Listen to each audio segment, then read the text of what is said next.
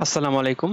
আজকের এই ক্লাসে আলোচনা করব ব্যাকটেরিয়া নিয়ে এবং এই ব্যাকটেরিয়া থেকে নার্সিং ভর্তি পরীক্ষায় প্রশ্ন আসতেই পারে এবং আসে মাঝে মাঝে। তো আজকের ক্লাসটি শেষ পর্যন্ত করো, আশা করি অনেক কিছু শিখতে পারবা। তো ব্যাকটেরিয়া সবার আগে জানতে হবে ব্যাকটেরিয়া কি। এখানে দেখো, ব্যাকটেরিয়া হলো অসবুজ এককোষী এবং আণুবৈজ্ঞানিক জীব। তাহলে আমরা জানতে পারলাম ব্যাকটেরিয়া কি। অসবুজ এককোষী মানে ব্যাকটেরিয়া একটি কোষ দ্বারা গঠিত এবং আণুবৈজ্ঞানিক জীব। তারপর বলছে এরা প্রোক্যারিওটিক, অর্থাৎ এদের নিউক্লিয়াস মেমব্রেন নেই এবং নিউক্লিয়াস থাকে না, হিস্টোন এবং প্রোটিন থাকে না এবং জিনগত বস্তু যাকে বলে সিউডো নিউক্লিয়াস থাকে।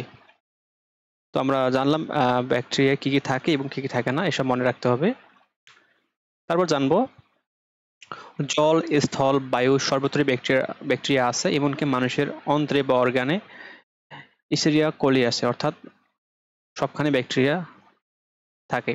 তো এখান থেকে আমাদের জানতে হবে কোথায় কোথায় ব্যাকটেরিয়া থাকে আমরা জানলাম।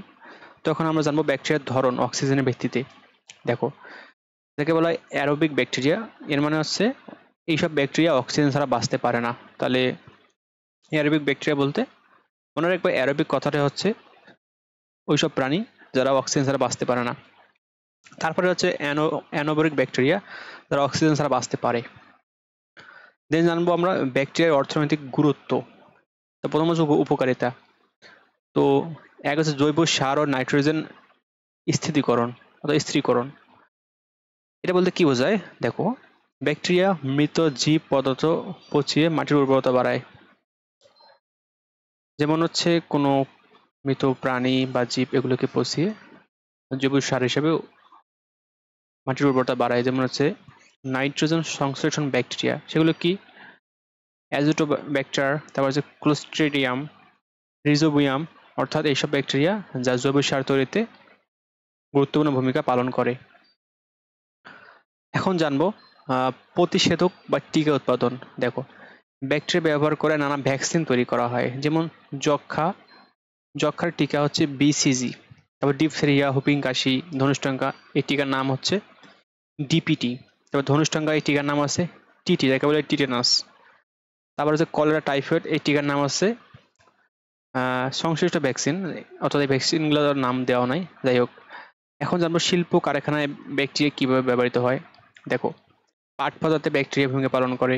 তারপর হচ্ছে চা, কফি, তামাক প্রক্রিয়াকরণে ব্যাকটেরিয়া ভূমিকা পালন করে। তারপর হচ্ছে নালা নর্দমার আবর্জনা পচানো ইত্যাদি কাজে ব্যাকটেরিয়া ভূমিকা পালন করে।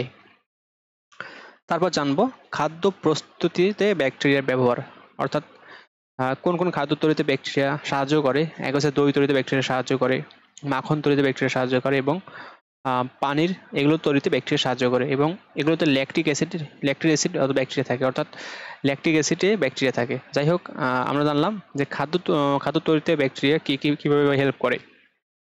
এখন জানবো ব্যাকটেরিয়ার অপকারিতা, অর্থাৎ ব্যাকটেরিয়া তো উপকার করে, পাশাপাশি অপকারিতা, অর্থাৎ কি অপকারিতা আছে। প্রাণীর রোগ, যেমন ব্যাকটেরিয়া অ্যানথ্রাক্স নামে একটা রোগ সৃষ্টি করে, প্লেগ রোগ সৃষ্টি করে এবং মুরগির কলেরা, অর্থাৎ ইত্যাদি রোগ ব্যাকটেরিয়া সৃষ্টি করে। এখন জানবো মানুষের রোগ, অর্থাৎ কি রোগ ব্যাকটেরিয়া দ্বারা সৃষ্টি হয়। যেমন প্রথমে যক্ষা, আহ, যে ব্যাকটেরিয়ার নাম সেটা হচ্ছে মাইকোব্যাকটেরিয়াম টিউবারকুলোসিস এবং এটি আবিষ্কার করে রবার্ট কজ। তারপর হচ্ছে টাইফয়েড, সালমোনেলা টাইফি, এটা হচ্ছে জ্বর ও ডায়রিয়া তৈরিতে, অর্থাৎ এই জীবাণুটা বা এই ব্যাকটেরিয়াটা জ্বর ও ডায়রিয়া রোগ সৃষ্টি করে। তারপর হচ্ছে প্যারাটাইফয়েড, তারপর হচ্ছে সালমোনেলা প্যারাটাইফি, তারপর হচ্ছে কলেরা, ভিভিরিও কলেরা, যা হচ্ছে তৈরি ডিহাইড্রেশন তৈরি হয়। ডিপথেরিয়া, গলা গলা আক্রান্ত, তারপর হচ্ছে হুপিং কাশি। তো এইসব হচ্ছে ব্যাকটেরিয়া, এইসব তোমরা নোট করবে, এই ব্যাকটেরিয়া থেকে এই রোগ হয়।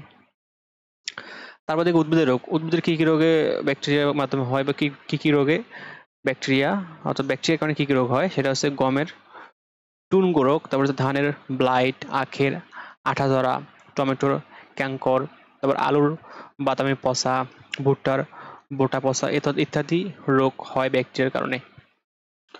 তো মনে রাখার টিপস, অর্থাৎ টাকনি মিয়া যদি ধোকা খায় তো তাদের টাইফয়েড, অর্থাৎ এই সূত্রটার মাধ্যমে তোমরা হচ্ছে এই রোগগুলো না মনে রাখবে, অর্থাৎ ব্যাকটেরিয়ার কারণে কি রোগ হয়।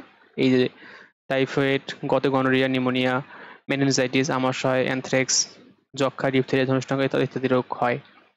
তারপর গুরুত্বপূর্ণ কিছু তথ্য মনে রাখতে হবে, যেমন হচ্ছে ব্যাকটেরিয়া মাটির নাইট্রোজেন বাড়ায়, তারপর হচ্ছে দই তৈরিতে ল্যাকটিক অ্যাসিড হিসেবে ব্যাকটেরিয়া থাকে, এবং প্লেগের জীবাণু, তারপর কুষ্ঠে ব্যথাহীন রোগ হতো, অর্থাৎ এইসব রোগ ব্যাকটেরিয়ার কারণে হয়। তো আজকের ক্লাসটি এ পর্যন্ত। তো ধন্যবাদ সবাইকে।